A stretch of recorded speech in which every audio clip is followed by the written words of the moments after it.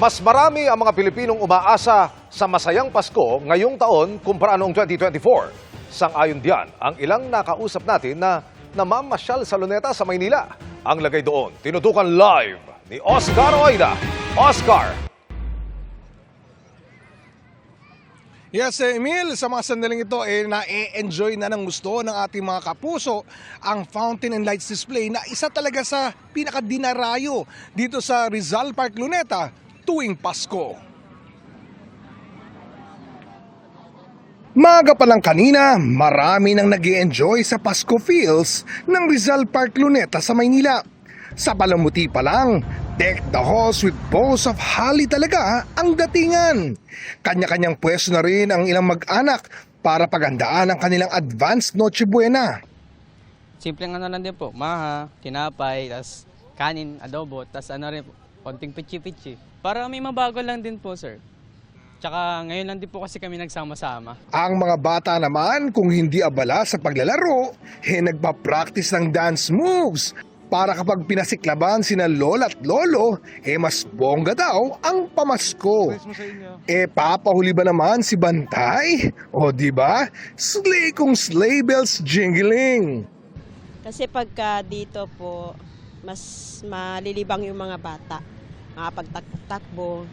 Tsaka dito open air. Kasi pag sa mall, maraming nakikita, wala ka namang pambili. At least dito may pagkain na, okay na, masaya naman sila. Kung pamasko naman ang hanap sa Rizal Park Luneta Visitor Center, mabibili ang mga produktong proudly Philippine-made. Kung sa bagay dito sa Rizal Park Luneta, di mo kailangan ng sobra-sobra.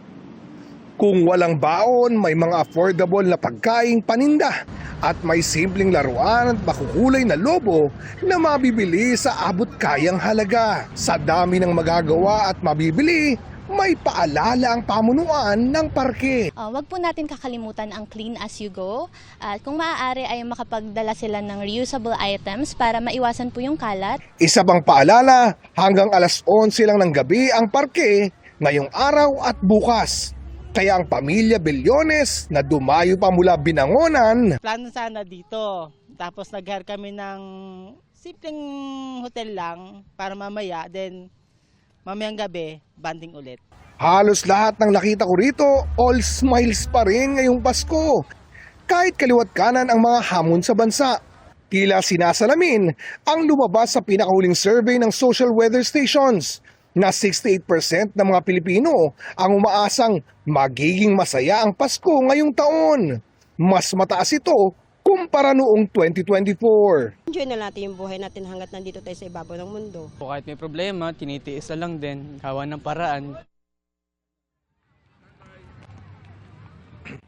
Samantala, Emil, muling pinapaalalahanan ng publiko na ang Rizal Park Luneta ay bukas lamang hanggang mamayang alas 11 ng gabi. Samantala, bukod sa Fountain and Light Display, meron ding misa dito, sa particular sa May Paco Park, mamayang alas 8 ng gabi. At bukas, araw ng Pasko, merong misa alas 10, alas 11 ng umaga, pati alas 5 ng hapon. Emil? Maraming salamat, Oscar Oida.